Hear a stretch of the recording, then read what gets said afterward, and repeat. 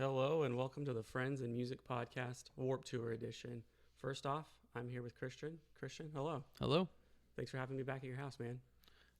Anytime I'll invoice you at the end of the month. Yeah, I know. Just request me like everybody else does. Nobody asks for money anymore. They just send you a thing over the phone. You owe somebody X amount of money. So today is the day before Warp Tour. Tonight we're going to a Phillies game. I'm excited for that. Thanks for making that happen. Heck yeah, I'm excited. Danielle's getting Andrea from the airport right now. She's going to be really ecstatic to tell us her whole travel story because she was supposed to be here 8 o'clock last night, and it's, 11:30 almost the next day, and she's just getting here. So she's exhausted. But yeah, we want to talk about who we're excited to see, what we're looking forward to about Warp Tour. So I guess tell me, man, who are you excited to see this year at Warp? Yes.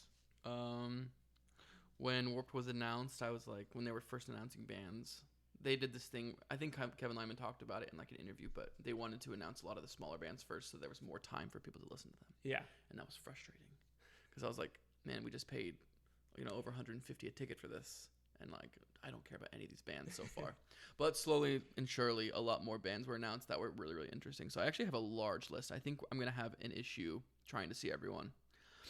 But So yeah, with that, when you tell us what bands you're excited to see, tell us if they're gonna make the cut. The cut? Yeah, if you have to choose between two. Yeah, that's a good point. The ones. So I'll just go down the list. I've kind of tracked these bands as like would be cool to see. That's the lowest tier. The second tier is like, oh, I'd really like to see them, Okay. and then the third tier is love, have to see, as in I will not. Like, if I have to poop my pants, I will poop my pants to see them. And you've done that before for a few shows, times. Yeah. I mean, not since since COVID. Okay. So some ones for me that are like must sees. And there's no judgment on these because there are some bands I think you're going to be like, oh, that's interesting. Boys Like Girls. Yep. Never seen them before. Yeah, you're excited. I really love Boys Like Girls a lot. That's like a guilty pleasure of mine. And I think that it's cool that they're doing shows again. Angel Dust is a big one for me. Those are Baltimore hardcore band. I think there's actually a good amount of not local bands, but like All Time Low's playing too, which is a Baltimore band, which is coming down. That's to me is probably a second tier. I'd love to see them. You like All Time Low? Yeah, have you seen it before? So way too many times. Yeah, I was gonna say that's your Baltimore band, dude. How are you like putting them in second tier? Well, just because I've seen them so much. Like for a long time, they were the band that was taking everyone on tour. So like.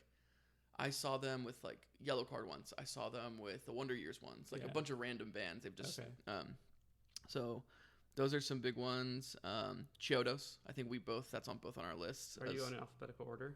Oh yeah, I'm actually skipping some too. Do you want me to go through every single one? I want to know what you want to see, dude. Okay, I'm just trying to follow I have a lot on my favorites. Okay, so All Time Low, Angel Dust, Big Ass Truck. That's probably a second tier. They're a really cool hardcore band. Bowling for Soup. That's on there more because I know Danielle really wants to see them. I do too. Yeah, you do too. So I'm down to go see him because like I only know a few songs, but the ones I like. But you love Bowling for Soup, right?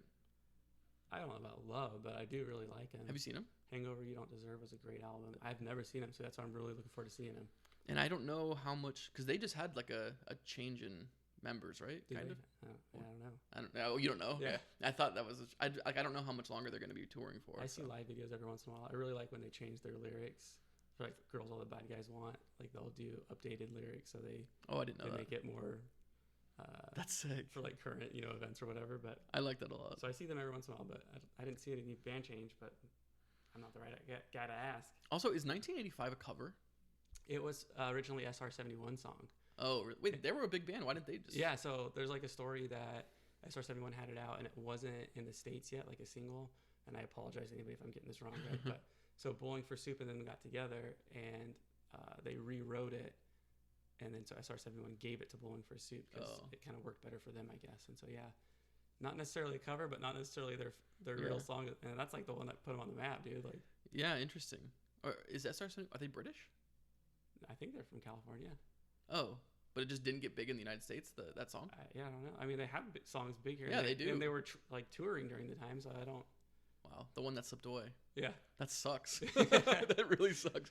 That would keep me up at night. That song is bigger than any SR-71. Oh, for sure. I mean, they have great songs. Oh, but that would keep me up at night for the rest of my life. I don't know if they were as big as radio or MTV Play as 1985 was. No, not even. Okay, some other Boys Like Girls. Carpool is a band that's like kind of they're on Side One Dummy. They're kind of like emo type thing. They would be kind of cool just like in passing to see. Cartel, I would love to see. They're re-releasing a bunch of songs. They would be really sick to see. Have you seen them before? I've never seen them, so that would be cool. That's another one. Comeback Kid. Oh, we talked about Chiodos a little bit, but Yep. Chiodos 100%. We're definitely have to see it. And where are you ranking them? Probably a must. Okay. I've never seen them And before. full set as well, or you know? Here's the issue with them. I guarantee they're playing their hits at the end. Okay. They might open up with something, but like They have to. yeah. But as soon as the when that comes in, yeah, I might commit it. I might assault someone on accident. Don't stand next to Christian. Don't. I He might will spin tackle kick. you. I'm bringing my spin kicking shorts. Comeback Kid, have to see. Drain, have to see. 2 awesome hardcore bands. Okay, Fever 333. Yeah, where are you ranking them? It would be cool to see in passing, but I would prefer to see Let Live. I imagine they're probably playing on separate days. Hopefully they're playing separate days. Yeah. What about you? You'd rather see Let Live, probably. For sure, but I definitely wouldn't mind seeing Fever 333. Yeah, I'd love to see the difference in the stage because I know Fever 333 has also gone through. I think he's the only original member now. Oh, really? I think they've changed. Makes sense though. Yeah. But yeah. For Your Strong, for me, never seen them live, and I know that you love them. You're in for a treat. Yeah, I saw like part of their set in Warped Tour a while back. Okay. But I was talking actually to the singer of Taking Back Sunday at the time, so I wasn't. He was watching the set and we were talking. You're fangirling out. Oh my gosh. You weren't paying attention to the set at all, dude. What was crazy is I was at the back and For Your Strong started and I looked over at the sound booth. Yeah. And the singer of Taking Back Sunday was just standing there listening, and I was like, You're talking about Adam Lazar, right? Adam Lazar. Okay. And no one was freaking out, and I was like, well, okay, I'm gonna be that guy. Yeah. So I went over and we just chatted the whole set. Yeah. Super cool dude. I've heard a lot of like mixed things about him in the scene and whatnot as a person. Mm-hmm. He was super nice. That's awesome. Talked to me the whole really time. Cool of him. Especially for you being such a big fan. That's oh so my cool. gosh, it was so sick. Before You're Strong, you think is a must-see? Oh, for sure. Yeah. I mean, that's a Warped Tour band. Oh, for sure, yeah. Yeah. And I mean, they know how to do this set. They know how to do it right. And yeah. They put on an amazing show regardless of where they're playing. What's your favorite album by them? Rise or Die Trying. Which one is oh, yeah. I think that's like kind of the most popular, right? Well, in my opinion, yeah. Is it their older one? It's older, yeah, for sure. Back when they saw the synth player. Yeah. More bands need to have synth players in their band. I told Danielle this. I think this is a hot take, but my favorite album by them is it Enemy of the World? Enemy of the World. That was like their first big label one. Loved it. I think it was like Universal or something. But yeah, so good. There's still some great songs. They still had the synth player back then. Really? Uh-huh. I can't remember. I need to listen to their stuff again. I heard their newest album was pretty good. It's really good. Okay. Yeah, well, I guess I know what we're listening to on our drive to Philly. Yeah, and we need to review that one then because I haven't listened to it really. Well, that and the Let Live album or the re-recordings came out today, so we have to listen to both of those. I saw a post from the singer of the Wonder Years saying like finally, first of all, I didn't know he was featured in a song on that album. Okay. And he's like, finally, my part of that song, whatever song it is finally in the correct spot. Oh, I guess in the original mix it was like off a little bit. Oh, that's funny. And so now it's finally like, yeah. Okay, we'll have to check that out. I know. I had no idea he was even in that. That makes more sense why Jason Butler was on the other song. Yeah, and why they toured together. Exactly. So For Your Strong's a must. There's a band called Games We Play that's going to be playing. He's like a TikToker, but he's pretty cool. Of the TikTok pop punk bands that are going around, the Travis Barker bands, I actually like his stuff. Cool. He toured with Fall Out Boy. They discovered him. Oh, right on. So and he's doing an acoustic set. He's doing acoustic too. So either or, I don't mind. Okay. Gideon would be really cool. If you've never seen Gideon, I have not. Very much worth. They're like a hardcore metalcore band. Very worth. Just like if you're passing by, listen to a song or two. If you're in the neighborhood. Yeah, exactly. This band was not on my list originally until about a month ago, but Heart Attack Man. Good. Yeah, because that album was sick. Yeah. The newest one. The newest one was sick. We did our little album review on that one. Yes, and I've listened to some of their stuff before, but I have a feeling I have a feeling they might be on a smaller stage, so I think that will be sick. Yeah. Yeah, that's on yours too, right? Yeah, you skipped one though. Oh, did I? Who? Hawthorne Heights. Are you not watching? Oh, I'm gonna listen to Ohio for Lovers and then walk away. Okay, and then go watch Heart Attack Man. Yeah, exactly.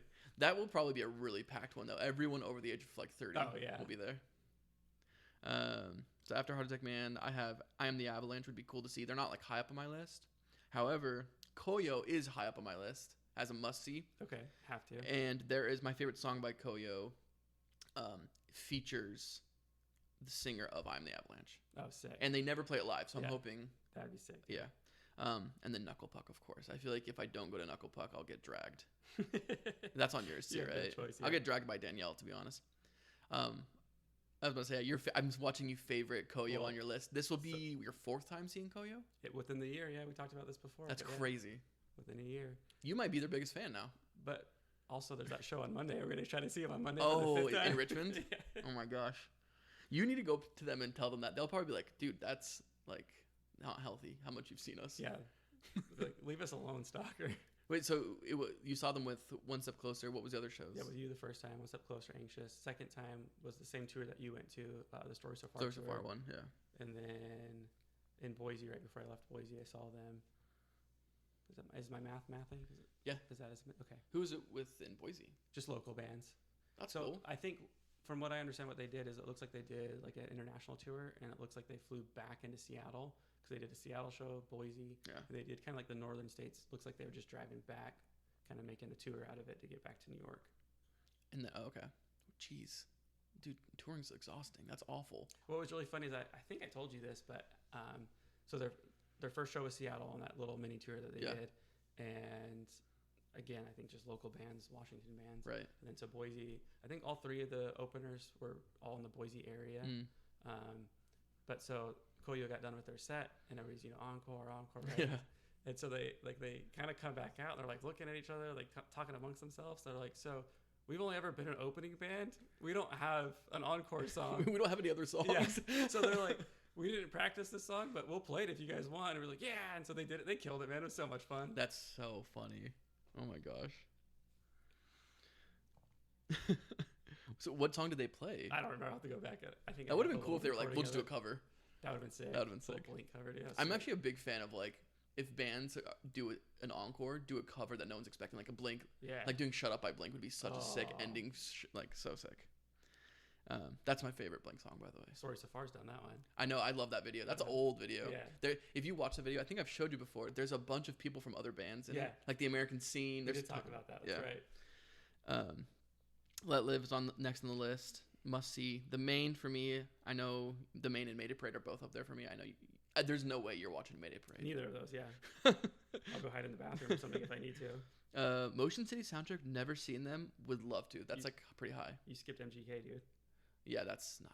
Oh my gosh, did you favorite him? Yeah, I'll watch Are you gonna go see him? I'll see him. I mean, priority list, but not. I mean, that's funny because Danielle wants to see him too. She's like, yeah, I'd love to. I'm like, I have no desire. I think he's going to bring out other people. That's a good point. Mm-hmm. There are, I'm like so curious because Blink's not playing any shows right now. I wonder if Travis Barker's going to come play for. Hence why that's high on my list. Because like Yellow Card's playing, right? Are they playing Warped or no? I'll have to scroll down here in a second. Because if Yellow Card and Avril are they or no? I don't see any. Oh, maybe they were playing Florida because they're from Florida. That makes sense. It's not our. But I mean, show. Avril's playing, MGK's playing all these Travis Barker people. Okay. But yeah, Motion City, I saw them for the first time a couple years ago. Finally. Really good. Sick. Yeah, you're gonna love it. So excited. Origami Angel. That's one of my top of the day. That's another local. I think that might be the DC band that's playing. Okay. Because a lot of them are from Baltimore, but they are the DC band, and not only they're from DC, but they're from like 10 minutes from where this festival is. So cool. Yeah. They are one of the best live shows. Red Jumpsuit Apparatus is like second tier for me. Would be really cool to see them. Am I missing someone?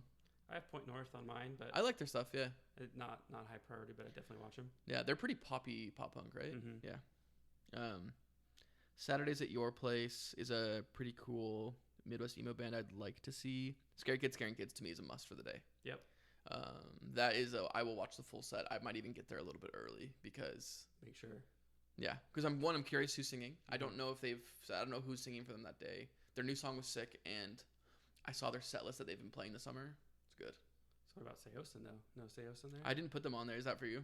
I'd watch them. Yeah, I probably would. I don't know if I know enough songs. I mean, I would probably recognize songs, but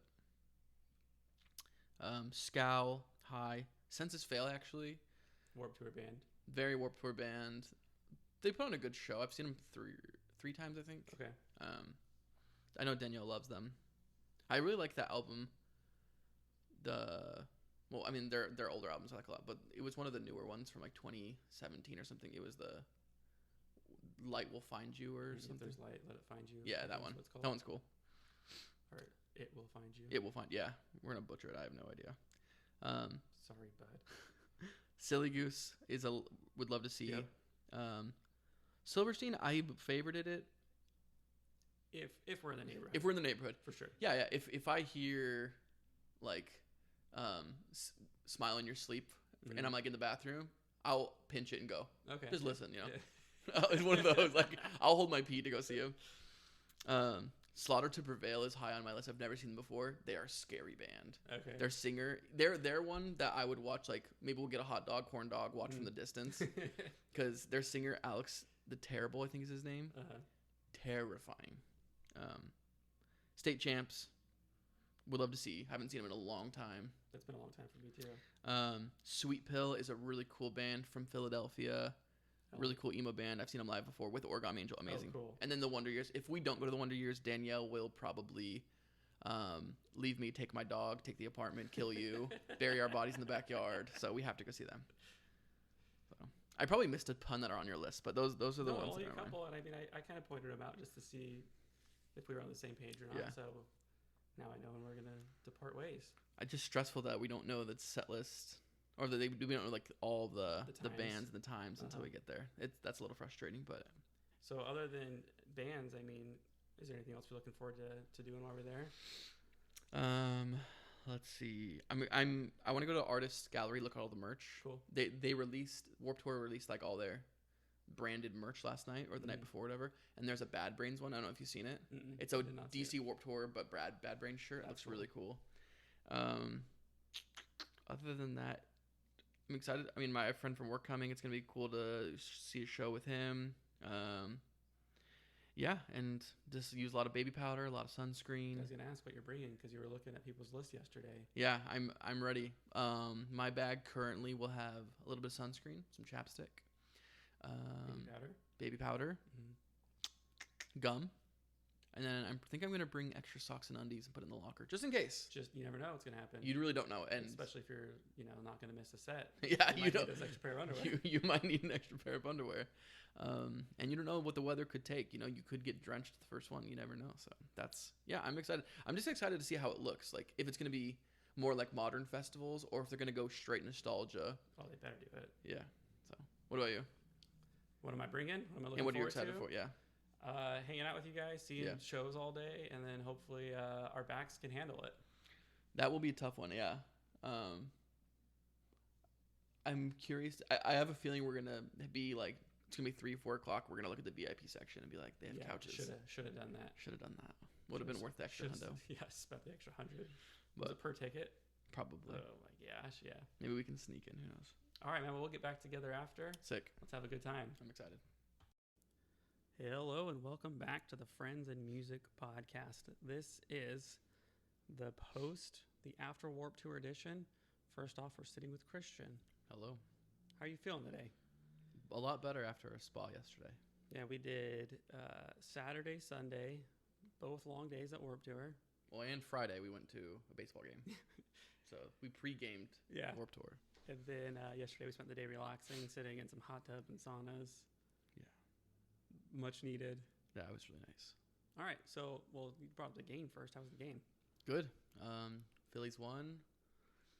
We had some travel difficulties from one of our parties, so we got there a little bit later than we had anticipated. However, it was still a good time. We did everything, I think, most everything we wanted to do and planned, and had a good time. We went to the market, went to the game. It was a cool stadium. It wasn't like the coolest I've ever seen, but it was good food. Ooh, watch out, Phillies fans. Yeah, watch out, Phillies fans. He's coming for you. But it was good. I liked the parking lot. Was there a lot of like people pre-gaming and tailgating outside and playing some cornhole. A lot of cornhole. Birthday party, bachelorette party. Yeah, they were doing karaoke. It was good. Yeah. New ballpark. High five for that. Yeah, it was new ballpark. Boom.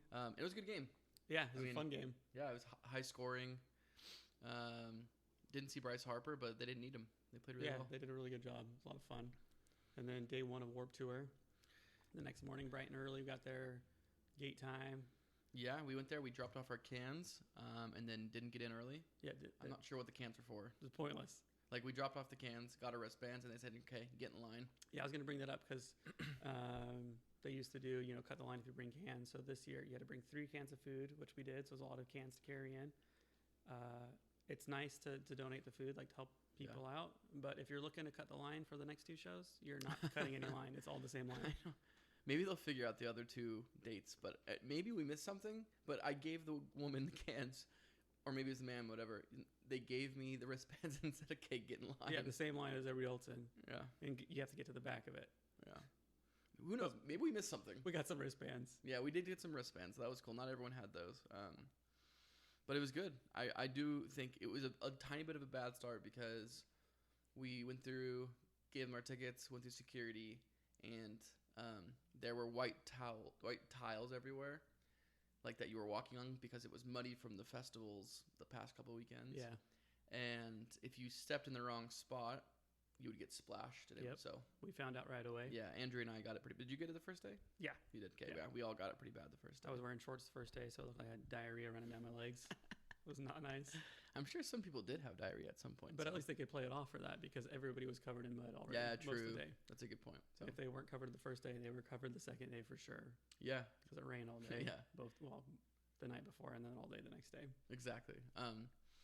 But yeah, I mean, other than that, I thought like the beginning of getting in was very seamless. Like the line didn't take very long, to be honest. No. And we got in really easily, and yeah, it was pretty cool. What was weird to me was it was a hurry up and wait situation. We got in, gave them the cans, got our wristbands, got back in line, got in, and then we had to wait an hour before we could do anything. Or, you could get some food. There's bathrooms, but we couldn't go see the set times. Mm-hmm. And then there was very minimal merch booths open, and the ones that were open, weren't open. They were setting up. Like Let Lives was right by where we were at, and they were setting up.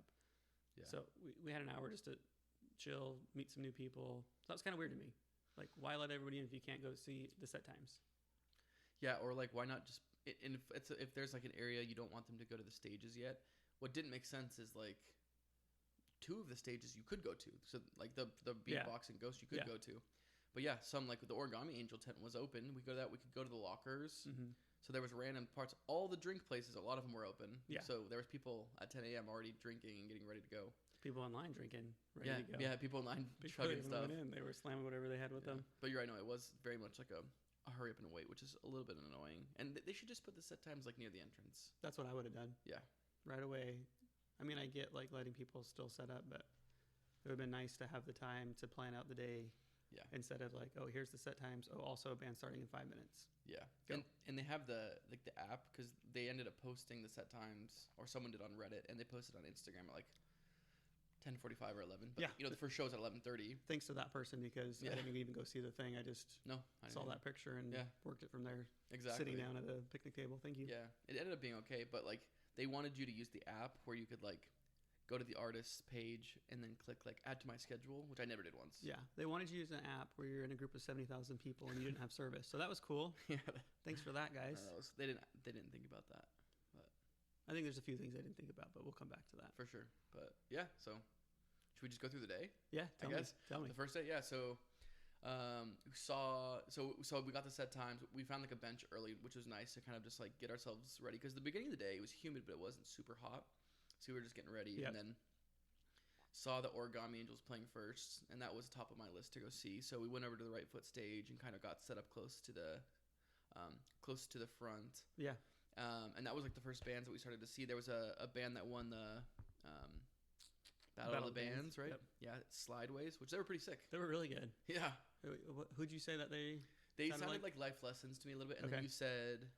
I said Head Injuries. Head Injuries. Colorado band that we both played a show with. But but it was both similar, like heavier pop punk. Yeah. Yeah. And then kind of the looks of Koyo, well, the vocalist at least. Yeah, so I just kept thinking about them. So I think I wanted to hear them, but Head Injuries was the vocal sounds and like the guitars that I heard.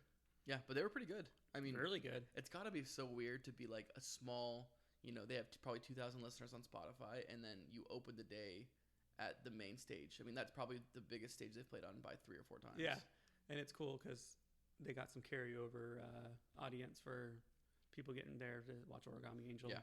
So that was cool. Exactly. And they were good. No, I liked them a lot. I want to listen to them more.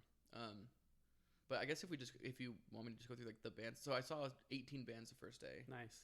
And I'm counting partial sets. So like I'm basically counting at least like over 1 song. So that can be like a song and a half, 2 songs, whatever. Yeah. Well, tell us everybody that you saw, what you liked about it. I guess if you saw the full set or not. Yeah.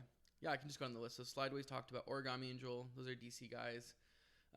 That's probably third or fourth time I've seen them. Love them to death. I thought it was awesome. Yeah. I want to get your thoughts on them. Well, you tell us about their like equipment and setup though, because there was only 2 of them still. Yeah, so there's only 2 of them, which is I didn't know how they did it. I mean, usually when I see them, I don't pay attention to their equipment. I'm just in the pit, but they have like the drummer obviously has some tracks for like a lot of their background noise and whatnot, but I could tell on they have a bass amp up there, and they have like a whole bass rig.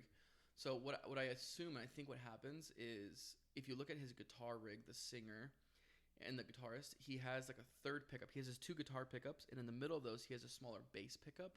So I think it's taking the low bass note and converting it and throwing it into a different channel that goes into that bass rig. Yeah.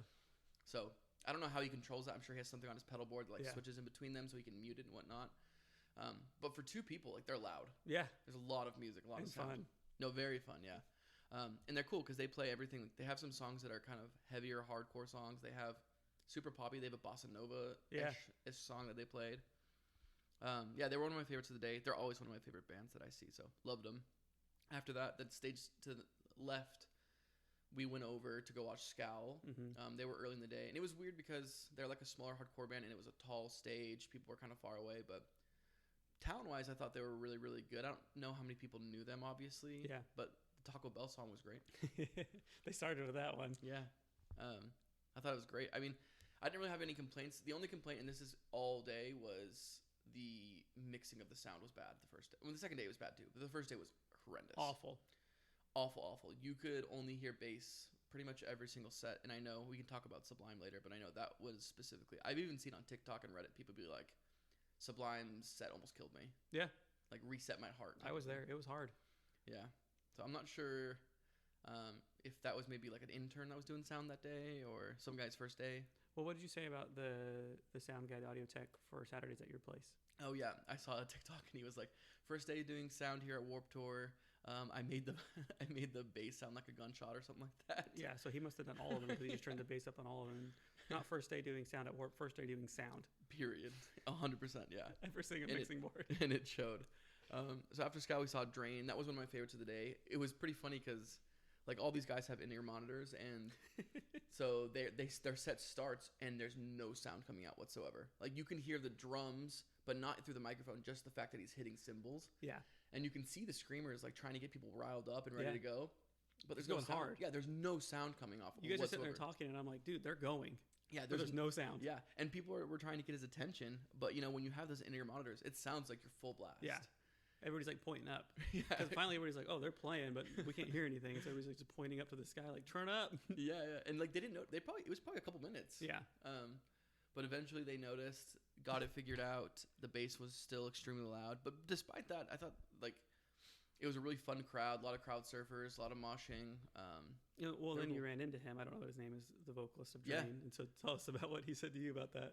Oh yeah, so I ran into the two, the guitarist and the bassist, talked to them in line for a little bit, and then later I ran into the singer, and I was like, what happened? Like, what happened to your guys' sound? And he was like, we have no idea, but it sounded like we were going full. Yeah. Like we thought we were just going. Yeah. Like it sounded perfect to us. So, yeah, shout out them. That kind of sucks, but another band where like they're used to playing really small venues and whatnot, but they're a really cool band. Did you like them? Oh yeah, it was a lot of fun. Yeah, they were cool. They went hard, and they did exactly what I expected. Yeah. His energy's insane. The vocalist energy. I mean, all of them play really well, but the vocalist just nonstop jumping around, moving around, trying to get everybody involved, and he's not annoying about it either, which I really appreciate. He's not one of those guys that won't start a song until people do what he asks. Yeah. Who's that? Oh, every band. Well, a lot of bands. There's a specific band though in my mind I'm thinking of. Oh, Sea Haven? Yes, and then another one that we saw and it pissed off Danielle. We saw them with Koyo. Oh, Anxious, yeah. He was pretty aggressive about trying to get everybody to go. Every song he was pretty like, I don't think he was upset, but he was semi upset.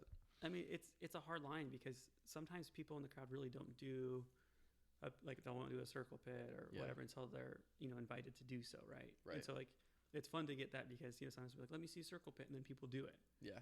But when you're like, let me see the circle pit, wall of death, right? And then they just won't start the song. It was like, dude, just play. Yeah. And if people don't do it perfectly, don't call them out. Like Exactly, that doesn't make dude. that actually makes me want to do it less. Yeah. Unless it's like some band I'm super super into. If it's a band I don't really know, if there's like a sick song, then yeah, I'll go in. Yeah. But like if they're just like, you better go in or else, I'm like, it's not really getting me going. Sorry. Let's just tell all those bands that, you know, try to get people to do it. Just watch Drain. Yeah. Do what he does, and the just, crowd will participate. Exactly. He's just infectious. Uh-huh. So they were sick. After that, Aquabats. You saw some of them. I saw some of them. Uh-huh. What'd you think? I didn't know what to think. I mean, I'd never seen them. I'd only heard the Pool Party song. Okay. And, I think I've watched Yo Gabba Gabba a couple times. Yeah, a whole bunch of guys in tights. Yeah. No, that was the funny part. Like, it looks like they haven't changed sizes in a long time. Like, it was been the same size since they started the band. Really fun. I was actually I thought it was cool how into it the crowd was. Yeah. I don't know if those were Aquabats fans or just people that love the music, but they do have a huge fandom. It's both. Like, it's a good experience to act like a kid. Yeah, for sure. I was really, really impressed. And they did a cover, didn't they? Or am I tripping? Well, they did that Rush part in the song that you like, but that's part of the song. No, and really? then they did, I need to go back and find it because they did like a hardcore song, which I don't think is theirs. I think they just did something. But Yeah. I got the crowd crazy. That's fun. sick. Were you there for that part yet? I don't think so. Okay. But I was there for I was just in the back. Yes, that got me so, because I'm a huge Rush fan. Yeah. So I was like, whoa. And also, like, I don't think Rush gets, especially in punk music, doesn't get the love they deserve. So I think that was really sick that they did that. It's funny, too, because, like, Aquabats are a bunch of Mormon guys. Mm-hmm. For some reason, I know so many Mormons that love Rush. I don't know why. Oh, funny. So, maybe because, like, Rush is pretty nerdy. A lot of Mormon dudes are kind of nerdy. Okay. But anyway, yeah, really funny. But they're super, super sick. Also, their set got cut, which was so stupid. That was, I mean, I get like you have a schedule to keep and stuff, but don't cut him mid-song. The worst part about that was they cut him mid-song. MC Bat Commander's in the crowd, right, singing, and then they cut it. So he just comes back on stage, and the guys are still trying to play, and he finally just, you know, puts his hand in front of his throat, like, just cut it, guys. Like, and obviously really disappointed and, like, probably feelings hurt. Yeah. But they didn't roll. So the setup is there's two stages right next to each other, left foot and right foot band stage. So they were on the left foot. So they got cut, and they didn't start playing the next band, like, right away. Like, that's what I expected. No, they played a song for a good 3 minutes before they started the other band. Yeah. So there was no reason to cut them. No, they could have finished. That was a really rude move to do. Yeah, that was not cool. And then Vans puts them in, like, one of their, like, clips about, like, band of the day. Yeah. I would be really hurt if I was off that. That's really rude. Yeah. I mean, and I first of all, I doubt their set went over. So I'm not sure. Maybe they started late. I don't know. But yeah, regardless, it's like if it was that much of a time crunch, then why didn't? Because that was Mayday Parade, right? Right after. I don't know. But yeah, whatever band was on the next side, I walked away right after that. But whatever band was on the next side didn't start for a few minutes until I had walked away completely far away. Yeah, really stupid. I think like they played All American Rejects, like Swing Swing, the next song, and like while the other band was finishing setting up, like not okay. Also, what did you call him, the singer? MC Bat Commander, that's his name. Well, his I think his real name's Christian Jacobs, but his stage name, the Bat Commander. What a cool guy to like have as a dad. I mean, he, like besides the fact that he does Yo Gabba Gabba, but like, that's his job. He just dresses up. Yeah, and he's a super nice guy. Seems like it. I'm sure. I mean, they all are, right? Yeah. One of the times I saw them was at a small venue in Denver when I was like 16 or something. So it was like 2006, around that time. That's cool. The keyboardist brought out a Red Bull and set it down before you opened it. I totally took it from him, dude. No. Cracked it open and drank some. That's so funny. Did he notice or you just took it? Dude, he like looked at me all disappointed. That's so funny. But he was like, man, I need this so bad. And then you just cracked it open. That's really funny. I've seen them on, like they played a rooftop show once in Provo. I mean, in the last like 5 or 6 years, I think. Okay. They just played the Provo area Fork Fest, I think is what it's called, the weekend before. So they went out there for that. But I did see them in Provo once when I was living in Utah. They played like on a city block. They could shut it off. I don't know what that one was called, but that was a lot of fun. That wasn't the Kilby Block Party, right? No, it wasn't a block party. It was like one of the Provo ones. But, that's cool. There was a guy that, like, I mean, I was getting pushed around so much. And there was a guy there that was not okay with me I kept bumping into him, but not intentionally, right? Like there's a pit next to us and I'm getting pushed around. And so like he pushed me back at one point. Like he turned around. I was very mad that I kept bumping into him. So he pushed me. And before I could do anything, the guy, my coworker, my friend I was there with, his name's James, dude. He threw that guy to the floor so fast. Good. Like, and then that guy left. Yeah, what an ass. Like, you're at a concert. What do you expect? Dude, honestly, you guys should have picked him up and thrown him. into the pit. It made him deal with it there. That's so annoying. Yeah, they were sick.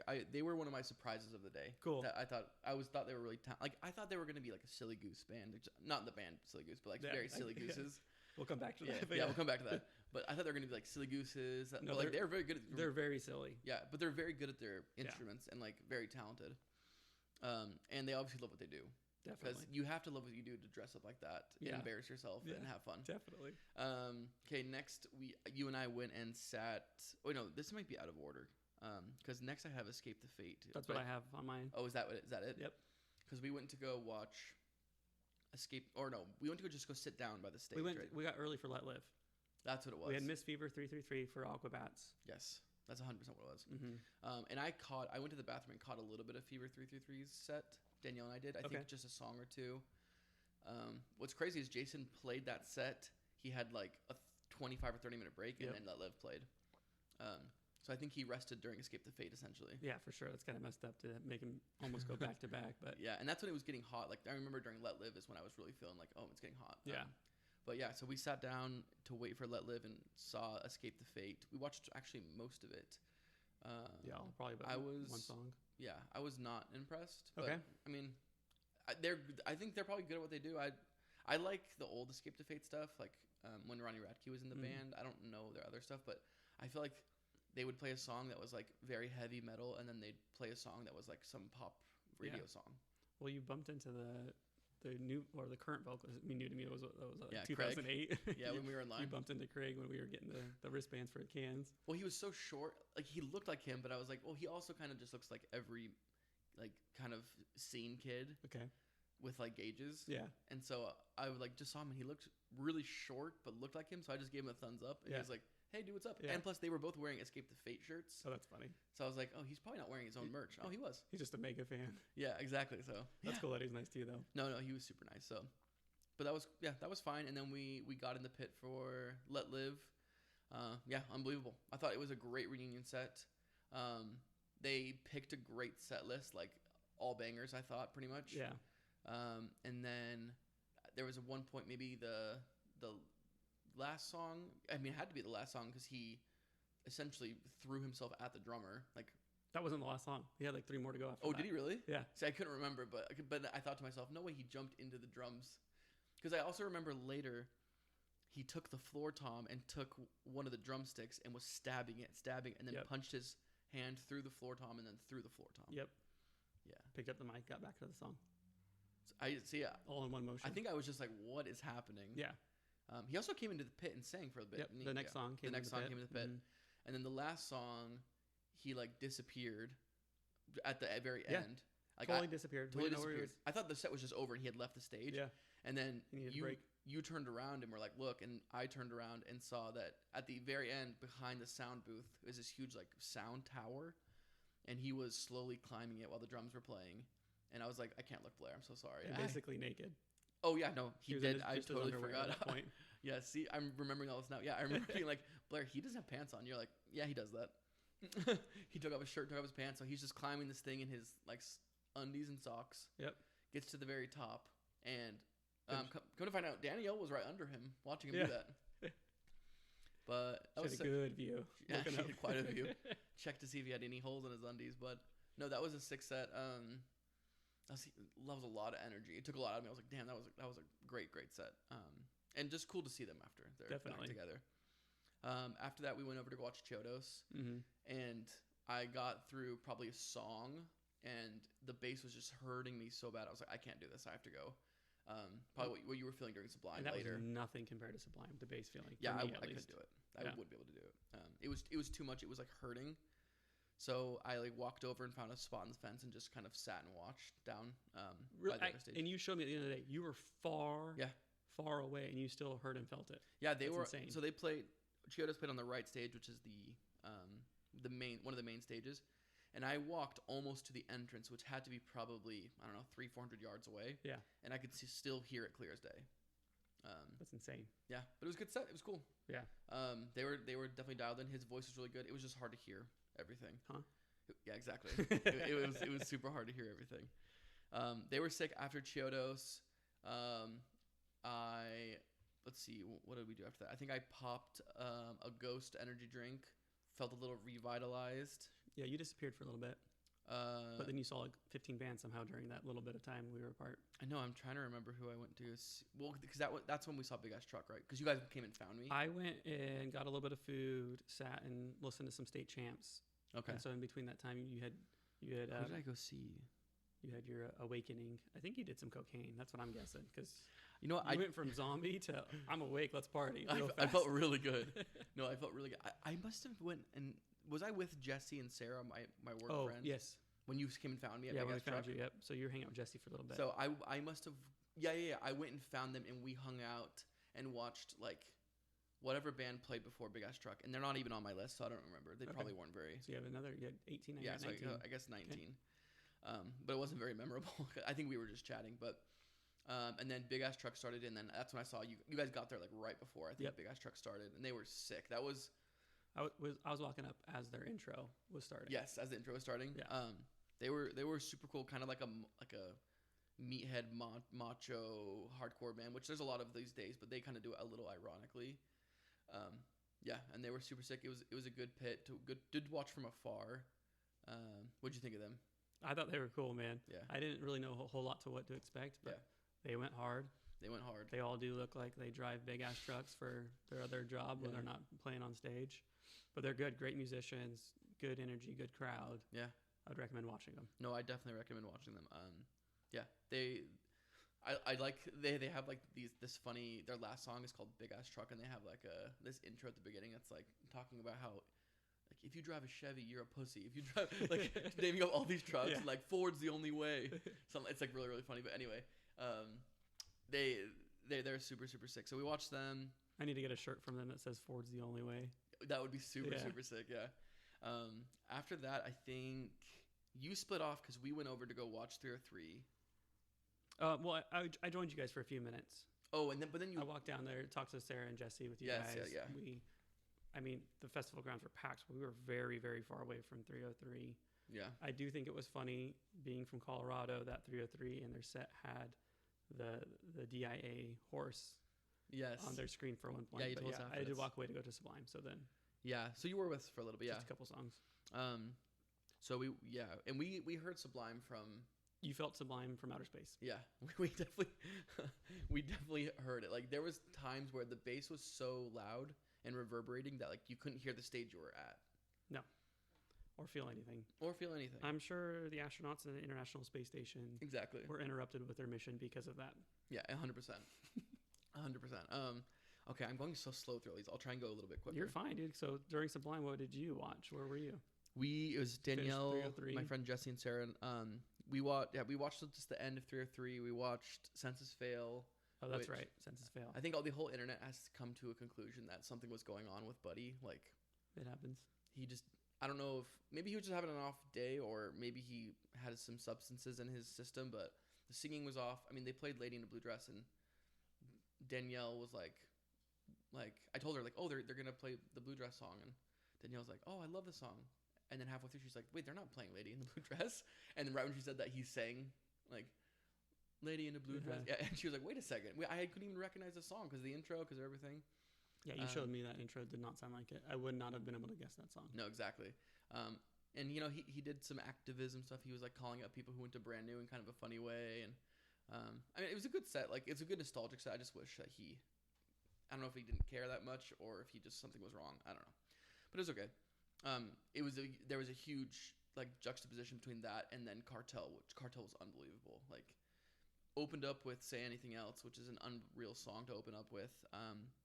And we realized we were like, even Jesse, my friend, who had met you for about 45 seconds, even thought like, oh my gosh, Blair sings in Cartel.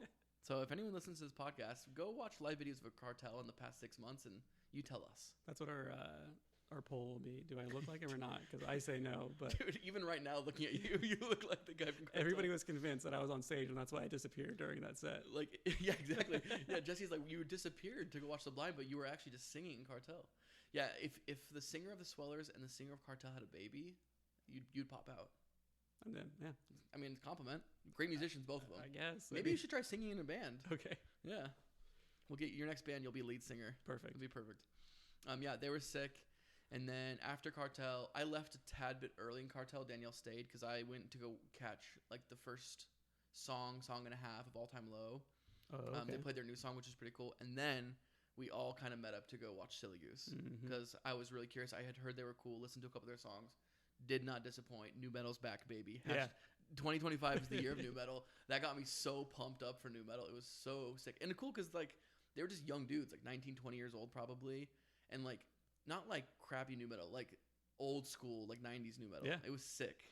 You like them? Oh, yeah. And I feel like, and hopefully this doesn't offend them in any part, but every song sounds familiar because they take the sound from all those songs that we grew up listening to. No, I thought they were so good. Good musicians, good crowd control. The crowd was really massive. Insane. Yeah, it was really, really good. After Silly Goose was one of my most anticipated of the whole festival, which is Koyo. Did not disappoint. A lot of great crowd surfing. Hit the pit for a minute. I hit the pit and then came back like two-stepped for maybe 10 seconds. And I was like, oh my gosh. I think all the caffeine that Ghost energy drink gave me, I used it. You know, like in 10 seconds. In 10 seconds. For sure. It all up. Because you came back and you looked like you had just got jumped. Yeah. You were exhausted. No, I was. Like, I was in the pit. I was like, like 3 seconds, dude. Like, what do you mean? Luckily, the second day, I got some energy back for other stuff. But yeah, it just about killed me. I was also out of breath because I was screaming all the words and lyrics. But yeah, they were sick. Well, so now you've seen Koyo within a year 4 times. 4 times. So what are your thoughts? How has the progression been for you? I gotta stop watching them. They're awful. I don't like them, dude. They're pretentious. Yeah. The music's awful. They played a new song. It was good. They played their newest single that had been released for a couple months. It was really good. I do want you to tell us about the deadheads that were in the pit, please. Oh, yeah. So both days in the festival, we noticed these 2 older men. The one I noticed mostly was, and they were probably, 70? Maybe at least. At least, yeah. For sure. He had both days the same outfit. Yep. These jeans that were kind of a little bit boot cut. He had a fanny pack and then a tie-dye shirt that said Spray Allen on it. And like, you know, long stringy hair, but like a bald spot. Just a kind of an older dude, kind of short. Every pit we were in, the dude was going. Yep. And in Koyo, we look over and the guy's crowd surfing during Koyo. I'm like, he probably doesn't even know the band, doesn't care. The guy was just vibing. Yep. He was enjoying every second of it. I loved it. And the next day was the same thing. I mean, we'll talk about it later, but like he was in the Angel Dust pit. Yep. Which is like a violent pit. Yeah, he was in some heavy pits and everybody was aware of him, nice to him. Yeah. He was smiling the entire day, didn't matter what was going on. Always had a beverage. He was just enjoying it. And glow sticks. Yeah, I did notice he had glow sticks. He was handing out glow sticks. What a sweetheart. Oh, man, I should have got one. That was sick. The other thing I was going to say about Koyo, and I don't know if you noticed, there were 2 Mets hats and 1 Yankees hat on stage. So that's a house divided. They're very much divided, and their new shirt has that representation with the Looney Tunes wearing it's cool. Appropriate hat for each of the guys. Yeah. It's too bad you didn't have your Dodgers hat on, did you? No, I don't think I was wearing that. Oh, because maybe you would have gotten booed by them.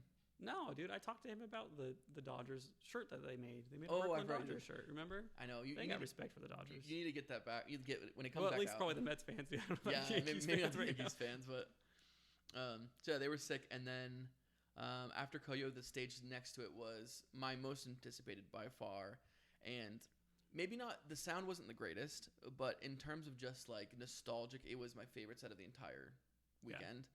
Just because it's like one of these bands I've always wanted to see and never could. But Scary Kids, Scaring Kids. Finally saw them. Yeah, I had seen another high five. Scary Kids. I'd see them once on Zumi's couch tour, long time ago. Okay. But that was with Tyson, the old singer. And seeing them now, it was like, man, it's been over 10 years. I mean, that was probably 2012 when I saw them, maybe, or 2011. So yeah, almost 14 years. So yeah, seeing them, I wish the sound was better because you couldn't hear the guitar as well as you wanted to, but. One song you heard it pretty well, but then I don't know what happened, what they changed. Yeah. And keytar, not synth. Yeah. No, he was not upright. Keyboard. Yeah, he was upright. Yeah, it was so good. It was just so, and I love that Jesse knew all of them too. Jesse was ecstatic. Yeah, me and Jesse were just so stoked. And Sarah was crowd surfing the entire time. Oh my gosh, she just kept disappearing and coming right back. Yeah, for Koyo and Scary Kids. I know during Koyo, like. I think someone fell on us or fell on Danielle and we looked up and it was Sarah. Yeah, I got kicked in the head. My hat came off. Danielle got it for me.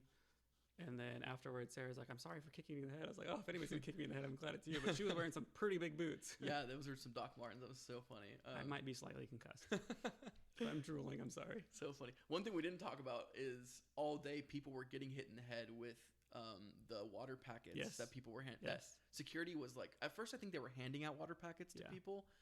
And I don't know if there was some protocol that had initiated, but eventually they gave up and were chucking water into the crowd. So many people. Did you ever get pelted? I did. No, I don't think so. I neither. I Not caught with a couple. that, at least. I saw a girl. Sarah's boot, yes. Yeah, Sarah's boot pelted. I saw a couple people get pelted, but. Well, it's funny because the first time I saw them getting thrown out was during Drain, and it's a small water pack. So Vans used to give out sunglasses sometimes. Yeah. And so I thought they were just throwing sunglasses into the crowd. And then it wasn't until a couple of sets later, like when we were really close and trapped, that I realized, like, oh, it's just little pouches of water, like a Capri Sun, basically, that you just tear open and slam the water, which is smart because people get trapped up there and they're like, I'm not going to get water because I got a good spot. So it's cool that they handed out water. But yeah, I mean, I think the security guards were just having fun, just chucking them. I mean, most of the time they were throwing them to people that like had their arm up or whatever, right? Yeah. But sometimes people weren't paying attention and got hit pretty hard. Yeah, sometimes they were just chucking them. And like, there were some pits where I was really far back, and they were making. Oh, they had good aim, dude. They had really good aim. Yeah, they were chucking. A couple of guys had great aim. Yeah.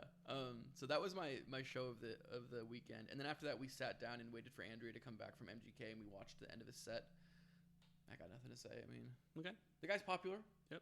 Does what he does well. Great. I will give him credit where credit is due. I think without him, pop punk would not have such a large influx of new bands like it does right now. Now, a lot of them I don't listen to. Yeah. But like, I mean, if one person can make something mainstream, then yeah. New wave of pop punk's what you're saying. A new wave of pop punk, yeah. Let's go back to Scary Kids, though. What do you think about current vocalist? I was really impressed. Yeah. I don't know who he is, where he came from. I don't know his other bands, if he has any. It's Cotton Eye Joe. Where did he come from? Where did he go? Where did he go? Cotton Eye Joe. No, I was really impressed. I think only two of those guys are like from the original band. The guitar for sure. Guitar, and I think the other guitarist. But yeah, they played great hits. They played Faces. They played the Deep. Did they play the Deep End? No, they didn't play the Deep End. I don't remember that one. But they played The Only Medicine, which is my favorite song. Nice. Yeah, it was just, they played My Darkest Hour, which ended with that. Yeah, it was just great. And like letting them close out the stage, it was just, and everyone there I think was like just so happy. I mean, we even ran into a couple of girls when we were waiting for MGK. They were at the same table as us. Yeah. We were talking about Scary Kids, and they were like, wasn't that amazing? Yeah, they turned around and joined that conversation. Yeah, I think it was just one of those bands. It's like you never thought you'd ever see them again, and some people have never, but it was great. So overall, great first day. Hot, but I thought it was very really great. Hot, very muggy at some points. It rained the night before, so a little bit of muggy. Yeah. Didn't get overly hot though. I mean, like we got hot being in the sun. Yeah. Standing on the asphalt, but still. Could have been worse for sure. Could have been worse. Stopped at Taco Bell on the way home. That was great. Classic. Passed out. Yeah, and then woke up, did it again. Woke up and did it again. Same exact thing. That first night, I really was like, "We're doing this again." Yeah, but it was great. Exhausted. Second day, I can go through this a little bit quicker. Take your time, man. We're at 34 minutes. Take your time. Okay, good. Because second day, I saw 23 bands. I saw more. But a lot of these were super... Because I left you guys for a long time that day. Yeah, I was worried about you. And also, my phone did go into emergency mode when you were like, hey, where are you? And then couldn't respond. Hey, all worked out, though. Didn't get a text for... I mean, we were pretty close, actually, at one point, though. It was pretty funny. Yeah. When at the... 4 Year Strong? Yeah, we were super close. Yeah, there's... You can see pictures from their stage view of the crowd, and there's me to the left and you to the right. We went too far. No, we went too far. Just didn't know.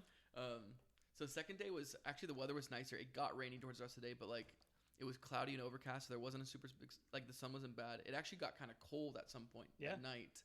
But I was like, this is great weather if we're gonna be out all day. So we got there. It was the same thing. Like they didn't give us the set times. We didn't get to skip the line, but we just walked in, which is nice. We didn't get there as early though either because we knew. Yeah, we didn't need to.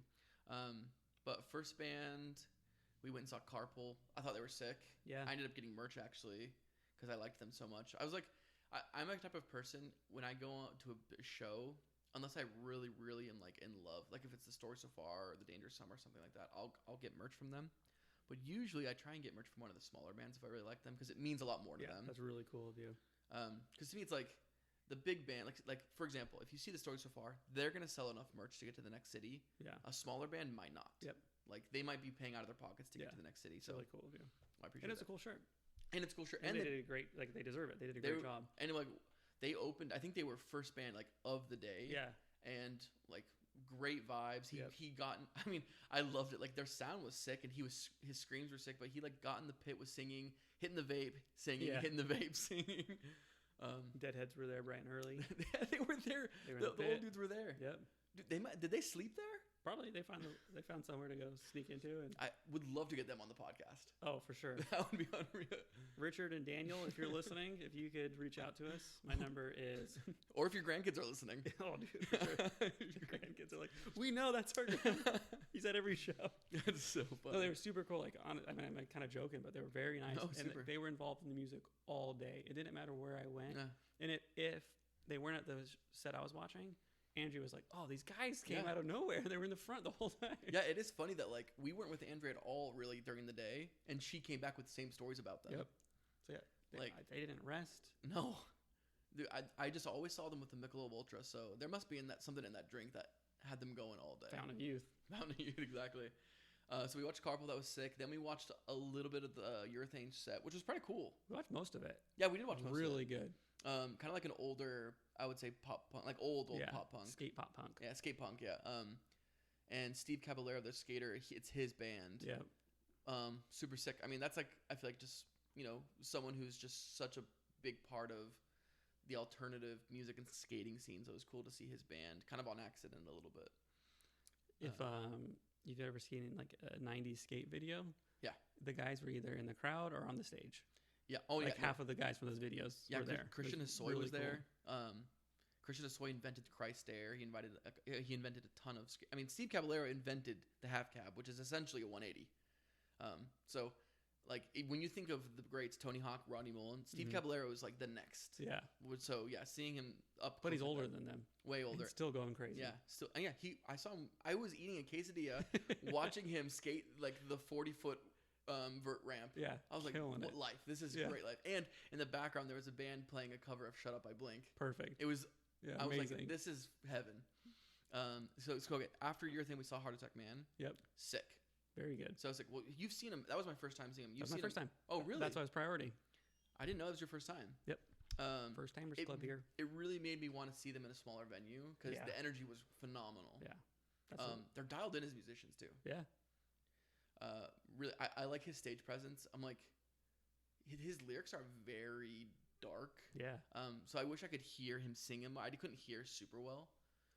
But like they played Leap Year. I left right when they played Leap Year, so I heard it while I was walking around. That's my favorite song by them. Yeah. What were your thoughts since it was your first time? Oh, I loved it, man. Definitely worth missing anybody for. Yeah.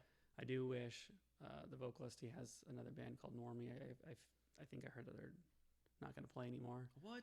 So really, I'm glad I saw them, but I do wish I could see Normie at some point. But yeah, I mean, they were dialed in. They didn't waste time talking. They just played music. Yeah. You got your money's worth for them. I found them a few years ago, and I was like, whoa, that's dark, but fun at the same time. Yeah. And then I saw a review, like, while I was trying to look up their music, and it said the most offensive album ever written. So I like listened to it. I'm like, holy cow. But it's fun. Yeah, it's very fun. Like, it's very offensive. Yeah.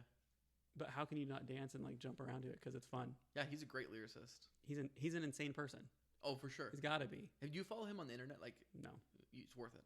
Yeah. His Instagram, like, I don't know if he's still on Twitter, but I do remember seeing some of his tweets pop up. This is before I listened to them, and that was my first impression before I listened to their music. Is I knew he was just like, he would just say shit all the time. You know what I mean? But it was a great set, and cool that they were on such a big stage. Yeah, I really enjoyed them. Now I left early, but because I went to go watch Knuckle Puck. I stayed. That's who you missed it. So you chose Heart Attack Man over Knuckle Puck. Yeah.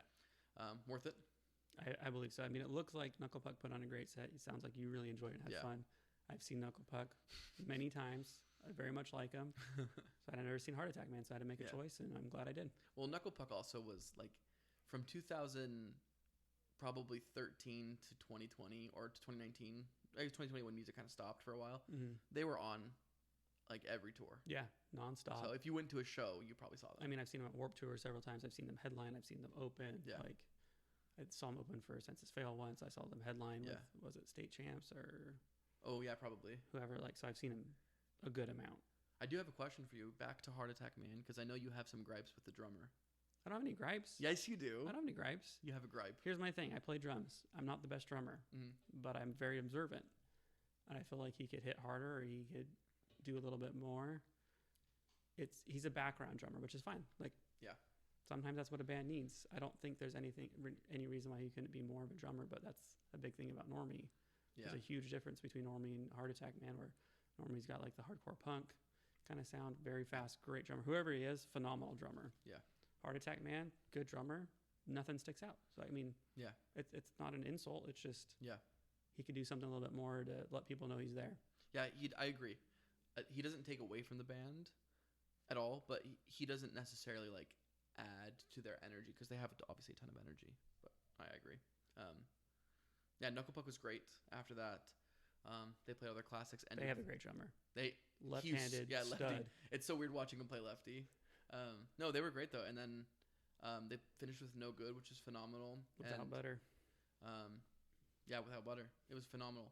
And after that, I wanted to push up because the other stage was We the Kings, which I watched while I was waiting for the Wonder Years. Yeah, that's what you wanted to be in the front for We the Kings, so that's why you missed. That makes sense. Gotcha. Yeah, I missed Heart Attack Man for the We the Kings.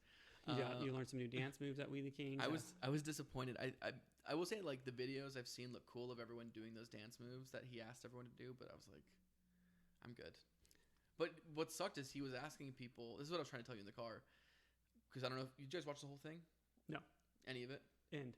I mean, maybe a third of the end. Yeah. Something like that. But you saw those dance moves? Yeah, we were there for that. Okay. And he told people, like, if the person next to you doesn't do it, pull them down. Yeah. So, like, I was just standing, and all of a sudden I get yanked. Oh, you did? I got funny. yanked That's down really by funny. people. Yeah, everybody actually, for the most part, got down. That's not something I like to do, but I was just like, I don't even care. Like, I'm not here for the music, like, whatever. And so we did it. Yeah. But, so he had everybody crouch down and come up and do, like, the inflatable man dance. Yeah. But the second time, so me and Danielle were waiting to find you. Second time, during the song, he's like, all right, everybody get down. So, like, there was no discussion. It just, everybody knew what to do. Did, yeah. But there's a guy walking up with 2 beers in his hand, trying to get to the front. Everybody just gets down at the same time. And I look back at him. He's just looking around like, what? Oh, my gosh. Happened? That's so funny. That was one of my highlights for the day. Just I love the look that. of confusion. I love that so much. It's so funny. But then, yeah, Wonder Years was next. Yes. So worth being in the front for?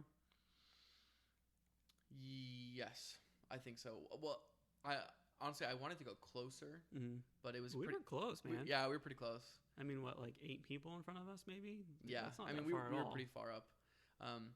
Yeah, I had a great time. They played some great songs. Also, like, handled everything very professional. There was an emergency. Someone got hurt, and, like, it was very wet because it had rained. Like, it had rained on and off a tiny bit, and it was wet from before. So, I think when the security guards grabbed from what I read on Reddit, the security guards grabbed someone crowd surfing and slipped, and the guy fell. Yeah. Learned later he was okay, just a concussion. But, like, Soupy stopped the entire set. He split the whole crowd. Was like, hey, everyone be quiet. Split the crowd. Let people in. Let the paramedics do their job. So it probably cut their set short. Sorry. It definitely did. By maybe 2 songs. Yeah. But handled it very, very well, I thought. And then, yeah, as usual, he's, like, very political and activist and stuff. So he had some stuff to say about things. But they played a great set. I loved it. Yeah. No complaints. They're seasoned vets. They know how to do They've been around for a while now. It's funny because it still seems like a new band to me, but yeah, they've been around for a long time now. Yeah. Are they kind of new to you? Well, I mean, they just feel new to me. Like, I didn't grow up listening to them. I was, Gotcha. I was 22 the first time I saw them. Really? What age? No, I was 22. Oh, okay. I was 22, not in 22. Does that make sense? Well, yeah, how old are you? No, you said it right. Okay, I'm 34. So 12 years ago. So what year would that have been? Okay, like 2013? Yeah, I think it was 2012, so maybe I was a little bit younger then. I mean, that's like when they got really, really big. Yeah, they played. Yeah. No, I was gonna say that's when they toured with Yellow Card, and that was a really big tour. Okay. Yeah, I saw them play with the Swellers and the early November. Yeah, and so that's how I saw them, heard them. If that tour came out right now, I don't care. I would take out a loan to go see that tour. And I'm gonna disagree with you. I think he could have handled it better when the guy got hurt. Really? How so? Yeah, I think he could have been a little bit more communicative. About what was going on? Yeah, because he's just assuming everybody knows. He can see everything. We can't. So he's shushing people, which I don't think that's appropriate. I think he should have said, hey, can everybody please be quiet? Somebody just got hurt. He just started shushing people. Nobody knew what was going on.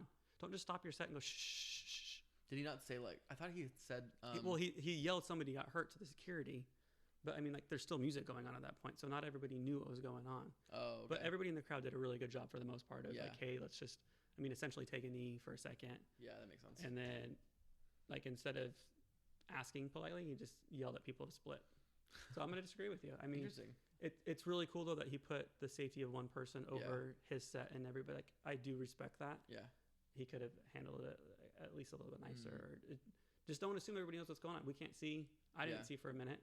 I saw him freak out, so like I knew something was going on. So I kind of was alert. But yeah, the only thing I really remember him saying is like let the paramedics do their job. Yeah. So I just assumed I got. Yeah. But you're right. He probably should have been like, hey, someone fell. He did tell this crowd surfers to get down. So I guess I just made the assumption. But no, it's fine. It's just a agree to disagree moment, which is totally fine. No, but like he could have said like, hey, it'd be really nice if everybody can be quiet so everybody can hear up here because it's loud. Like people need to say, hey, we need to do this to this guy or whatever. And what I didn't get though, and maybe this is part of my annoyance, is he split the crowd, but to the right of us was a split. Yeah, there's already split. Yeah. So that didn't make sense to me. Like I don't know why the paramedics couldn't use that because there was a split to go to the stage. Yeah. Again, there's stuff I don't know, but yeah, true. I think Warped Tour messed up in a lot of ways as far as setup, and maybe I don't know if that's Warped Tour or whoever put it on, but yeah, like the actual like production company that did it. Yeah, because during Seosin, the two stages on the other end, when people crowd surf, they get thrown to the front, and then you're supposed to exit one way. Yeah. So there's like an exit area, but during Seosin, there was no room to get through. Right. So at one point, or two different points, like security and EMTs were like running through, like, there needs to be an area. We'll put a fence up. Yeah, 100%. Because if there's not a fence, people are piling in. You oversold it. There's 70,000 people there. There's not enough room for the people. So where are they supposed to go? Yeah. And so they're like screaming, and like they were pretty aggressive and rude at a point, like pushing people. Really? There needs to be room here. And like they weren't like, like throwing people over, but they were walking very briskly, like like demanding the Red Sea be parted. These people have nowhere to go. Yeah. And so there's multiple times where there's things like that where people miss something. Yeah. It was definitely oversold. Yeah. And maybe that's just like, if that's the capacity of that place, they need to make it less. Oh, for sure. Yeah. Because I mean, luckily there was not anything like crazy emergency. Yeah, that like, we know of. They were like doing, resuscitation or anything like that. Yeah. Something happened during Silverstein. I still don't know what happened there, but it seems like the guy from Wonder Years is going to be okay. Yeah. I mean, I'm just, I guess, annoyed about a few things, and so it's coming out right now. No, I get it. I do think it's probably too, it's like, I wouldn't know what to do. I would probably do the same thing, just, and you don't want to give people like false, make it more serious than it is. And oh, for sure, yeah, because you don't want to scare people. Yeah. So I get that. But I will say one thing that he asked, like, hey, no more crowd surfing, and like the security guy said, hey, please no more crowd surfing. We're understaffed. Yep. And everybody followed it. Nobody tried. Which did he say they're understaffed? That's what I heard. Or did he just say like it's slippery? I'm sure it was understaffed. Again, another mistake. Yeah. I'm sure it was understaffed. It certainly was understaffed. Because security was running from stage to stage to help. Yeah. And like it kind of makes sense because you have two stages right next to each other, so they can go back and forth in between sets because people shouldn't be jumping the dividers. Like you only need a couple of security guards. But yeah, there was times where there was not enough. Yeah. And like the crowd doesn't know that. Yeah, exactly. So luckily no one crowd surfed after that, like for that set. Yeah. I mean, it picked right back up at the next set, but not as much. People weren't there, so they didn't know not to. But exactly. But it is funny thinking back because I think it was during Silly Goose. You and I were watching. Was it during Silly Goose? And the like there was tons of crowd service, and the guy was like calling for backup. Oh, was that during that? Yeah. He was like looking at the other stage, like quick. Well, my favorite part was during Drain. He's like, "Give it up for security." It was Drain, right? Yeah. So he's like applauding, and he's like, you guys might want to call for backup. Everybody get up here. And then, so like, I mean, it was funny. I think they were good at the point, but we definitely saw moments where they actually had to call for backup. No, I forgot. There was so many crowd surfers. I remember too during Drain, he was like, he was like talking to everyone on the right side of the stage, and there was a white tent that was like, I think in the VIP section, which is probably 150 yards to the left. Yeah. And he's like, everyone on this side of the stage. Push people on this side of the stage as far as you can to the white tent. And they did. Oh, and they did. Yep. It was great. We'll have to get you'll have to get Andrea to talk about Slaughter to Prevail and her Oh, for experience sure. with the Wall of Death, because Yeah. I'm sure that was great. But back to Sunday.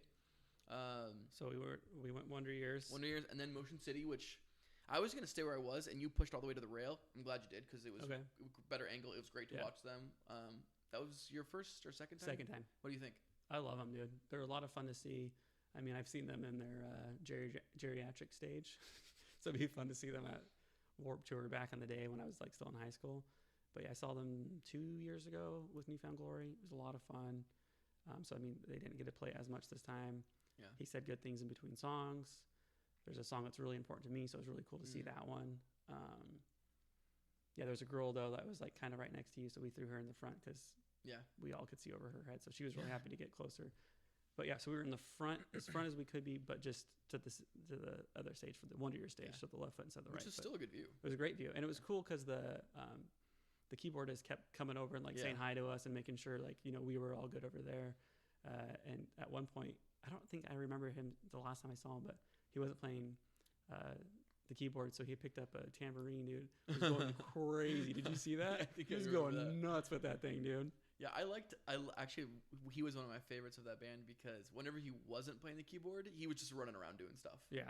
Like he would run to the side stage, which sometimes you see keyboarders, and when they're done, they just kind of hang out at the keyboard. I mean, I'm sure there may have been parts he missed because he was so far away from his keyboard. Definitely. Just saying hi to everybody, having a good time. He was having a great time. They were such great musicians. It's funny because the singer stays at his nightstand the whole time. Mm-hmm. And usually I'm like, bands are kind of boring when they do that. The energy was great. Yeah. Like the rest of the bandmates were great. He hopped off the stage though for a second. He did, got a little closer. He did. I really enjoyed it. His voice is so unique and fantastic. I loved watching them. But that was your first time seeing them? First time seeing them. Would you watch them again? 100%. I would go to a tour and see them. Yeah, love them. After that, I believe that's when we split for the day. Okay. Because you guys wanted to stay and watch. Oh, well, I didn't want to, but I was already in the front. Well, I mean, I did want to. Yeah. That sounds bad. I did want to. I made a mistake, but I was in the front. So I was like, my little emo heart wants to stay here. Seeing Hawthorne Heights. Yeah. Which I did catch the opening song, and then I caught a little bit of Ohio for Lovers later. But a side note of Warped Tour, it was, after a set, it was so hard to get out of pits. That's why I stayed. Yeah. Because I was like, I'm going to miss half of any set if I try to go anywhere else. Yeah, if you don't leave at the opportune time, it could take you 20 minutes, 30 minutes to get out of a pit. Yeah. And it did once for me when I went to Comeback Kid. It really took me 15 minutes to walk from one stage to the next stage.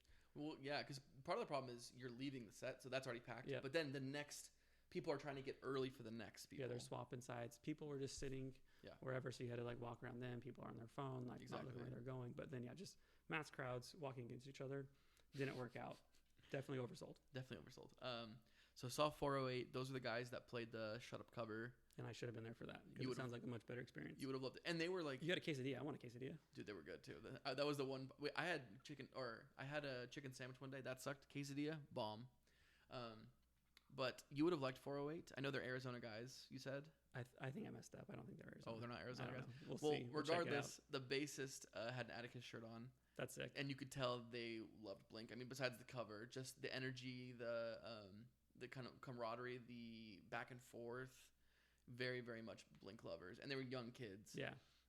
Listen to them while I watched Steve Cab skate and 80 Quesadilla. It was phenomenal. Then I watched... I went there early because I wanted to watch Games We Play, which they were so sick. And I was surprised because you skipped Comeback Kid for all that. Well, I wasn't going to. I was gonna go watch Comeback Kid originally, which is so funny because I didn't even talk about this the day before. Yeah. I had seen Comeback Kid, the singer. Mm-hmm. I saw him a ton. He was just walking like. Yeah, I saw him twice. Sometimes you see, like we saw Shane Tolt from Silverstein, a couple guys. You see him walking around with their girlfriends, and they're kind of just like A to B real quick. Yep. The guy from Comeback Kid was just a fan. He was just walking around doing stuff and enjoying music. Yeah. You said he was in the pit for one song or one band. He was in the pit for Pennywise. Okay. But the first day, I think it was when Census Fail was playing. Yeah. I went to the bathroom. And I got out, and he got out too. And I was like, while we're washing our hands, I was like, dude, I love Comeback Kid. Yeah. Like, one of my favorite hardcore bands when I was younger. And then I can't remember if it was Census Fail. I think it was. You think it was? Okay. Yeah. And I think it was, it was because they started to play Can't Be Saved. Okay. And we both heard the, that probably sounded nothing like it, but you guys look at each other. yeah, and we were like, and then we both like ran mid conversation, because you can't miss that song. So anyway, I had met him now, so I was like, okay, I'm for sure. But I also, if you remember, I met the guy from Games We Play. We were over by a stage, and he came out with his wife, and I went up to him, and I was like, hey, I heard you're straight edge, so we talked for just a minute. Yeah, and he was super nice to you. Super Said nice. hi to us as we were just in the background. Yeah, super nice dude. So I was like, you know what, I'll listen to him. He toured with Fall Out Boy. I like his music. And when he started to play, it was the best drummer I had seen all day. That's cool. He was unbelievable. He said super young. Super young. Probably, Cool. I mean, looked 18, so he's probably younger. But just was really impressed. So I just stayed. I was like, I'll just keep watching him. I'm sure I'll see Come Back again. I hope I don't regret saying that and they break up tomorrow. But they were really good. After that, I was like, oh, I should probably try and go find you guys. I think it was around then, or was that later? That's later because I saw Cliff Diver after. Yeah, that, you were gone still for a while. Sorry, yes, these are out of order. So I saw Cliff Diver, which was pretty decent while I was waiting for Sweet Pill. Sweet Pill is like one of my favorite. They're a Philly emo band, one of my favorites. That was my favorite of the second day. Oh no, that was one of my favorites of the second day. Angel Dust was my favorite, but they were really good. They started early, and were like played a great set. Loved that. After that is when I went over and caught the last two songs of Seosin and was looking for you guys. You weren't gonna find us. No, well, because you guys got great spot. You guys were like up front. Decent. I wish I was a little closer, but it was decent. But was it the same spot for Bowling for Soup, or you moved back and forth? Yeah, we moved. Okay. So it wasn't that same spot. We were on the opposite side. Gotcha. Because I was sitting down for Comeback Kid and for what Danielle keeps calling Saguaro, but Swaco. Because I was like, I'm not leaving. I got a seat. Yeah. There's no way I can make it to the other side to come back for Seosin because I really wanted to see Seosin. Never seen them before. So. Yeah. And if you get a good sitting spot at Warped Tour, you got to keep it as long as possible. And I did. And good. I'm glad. Had it for a little bit. So I went over to watch Seosin, which I did wish I would have watched the full set because I was really impressed with what I saw. I think I saw them play 7 Years, and the last song, is it You're Not Alone? Yeah. That song was sick live. It was really good live. His voice is phenomenal. And they announced a new album, which got me really excited because I'm like, I don't know a ton of post-hardcore bands that are like I'm still into that are still playing. Yeah. So yeah, they were super sick. And then the highly anticipated 4 Year Strong, which I'm so glad I made it. I'm so glad I got a good spot. It was so packed I couldn't get to you guys. Like, we were close, but I think you texted me, raise your hand, or you called me. Yeah. And you're like, raise your hand. So I raised my hand, and then I saw you just flip around and look at me. And it's funny because we weren't very far from each other, but I couldn't get to you. Yeah, it was packed. It was so packed. What's crazy was for Silverstein, it got more packed. Like I had no room where I was at. Oh my gosh. Yeah, it was a great set. I'm so glad I saw them live. I loved all the new stuff. It made me want to listen to that newer album. And they ended with Wasting Time, Eternal Summer, which was like, my favorite. Had you seen them before? I had seen them partially at Warped Tour in 2012. Cool. But I wasn't watching because I went there to go watch because I was like, oh, I like Enemy of the World. Is that what's called, Enemy of the World? Yeah. Yeah. So I wanted to listen to them. Enema of the World. Enema of the World. No, it's not. The whole world's enema. So I wanted to watch them. So I went over and I think we talked about this in the pre-show, but I saw Adam Lazar from Taking Back Sunday at the sound booth. Oh, okay. So I talked to them the whole set. Yeah, that makes sense. I'm sure he was probably so annoyed. Like, imagine this like 16-year-old kid come up to you, you're trying to watch a band. But also you're buying his album. You're paying for him to do whatever he's doing. Oh, I bought so much Taking Back Sunday stuff that day. I had probably paid for like something like his down payment on his house or something, you know. No, they were phenomenal. Energy was great. Guitar tone was sick. Also, like, I didn't know this, and maybe I don't know if this is normal, but like they sound heavier live. Oh, for sure. Yeah. I don't know if they add stuff or if it's just the energy. I think it's just the energy and like there's a lot of energy. There's a lot of energy. A lot of crowd surfers. I mean, kind of aggressive energy too. Yeah. Not in a bad way. No, especially I always thought that like the bigger guy with the I mean they both have beards. Is that the guy who's on the right guitar? There's Dan, Alan, and Joe. So the guy in the middle with the red hair, not him, the other Alan. one. Okay, so Dan, the other main vocalist. Yeah. I always thought, man, he looks the most aggressive because he's scary. He looks like he should be in like a Boston hardcore band. But I actually thought the guy who looked the most aggressive playing was the guy in the middle with the red hair. Okay. Just the way he was playing his guitar, like in Wasting Time, he plays that opening, and the way he was strumming, I was like, you're gonna break that all guitar. the strings just start snapping on him. Yeah. But yeah, so sick. One of the best sets I saw that day. then I caught the beginning. It took me probably 25 minutes to get out of there while Bowling for Soup started. Mm-hmm. And you guys got just a phenomenal spot for that. Yeah, it's pretty good. And I think Danielle said that was probably her favorite of the day. I think so. Remember? She'll talk about it in her. We'll find out in a minute. Yeah, we'll find out. But from what I heard, it was really, really fun. Just like a fun band. Yeah, just definitely. like fun dudes. I mean, not as like fun as Aquabats, but I think because of the Phineas and Ferb theme song, I think there's a lot of that same expectation from the band, and I mean they do it like. Yeah. But yeah, down a guitarist. Don't know what the story is there, but still. Yeah. Very fun and great for me. I had a blast. I'm so glad you guys liked it, and I'm so glad you got such a great spot. It was a good spot because it's hard. It was so hard to get up to any band unless they were on the small stages. But I couldn't get to you guys, and I was like, you know what? I'll probably see Bowling for Soup again. I don't know if I'll ever see Pennywise. And Danielle kept talking about, I'm so excited to see Pennywise. I'm so excited, and she wasn't able to. So I was like, I'll go do it. I saw the schedule, and I was like, oh no, Danielle has a awful choice in front of her because she wanted to see both these bands. Yeah. And I think her listening to the Mark Hoppus book or reading the book, like hearing about Fletcher and the impact that he's had on Warped Tour alone, but then just music and punk, like she has that like desire to see what it's all about and experience it. Yeah. And so I was like, oh, she has a tough choice. And so maybe if we weren't in the front for Bowling for Soup, maybe she would have snuck over there. Like a half and half. Yeah, maybe, I don't know, but yeah. I think she made the right choice though, because I feel like I don't know how many Pennywise songs she like knows all the lyrics to. Probably a couple. Well, they did some covers, so she would have had fun. That's true. But I think she knows a lot of Bowling for Soup for sure. And I mean, they played pretty much all their hits. Yeah. The Phineas and Ferb song. I hope she sang the Phineas and Ferb one.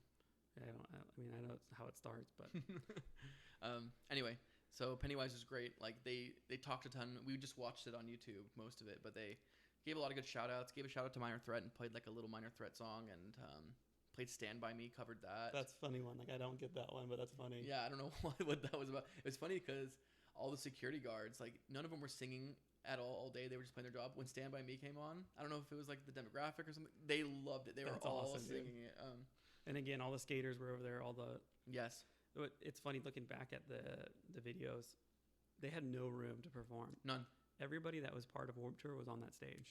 Like probably the people that have been like doing the catering for the past 30 years. Yeah. And the sound guys and all their friends. Any musician that could get up there was there. Yeah. Except Kevin Lyman. He wasn't up there, huh? He wasn't there. He was at Bowling for Soup. Bowling for Soup, right? Yeah. He was on my side. I wonder what that was about. Just loves him. He made a choice too, I guess. Yeah. So maybe that was the right choice. That's so funny. But yeah, it was funny. Bowling for Soup kept making fun of Pennywise because they could see like we had a straight shot, so they just kept saying like they're old too. Look at them; they're not even playing right now. I mean, they probably only played like 7 songs.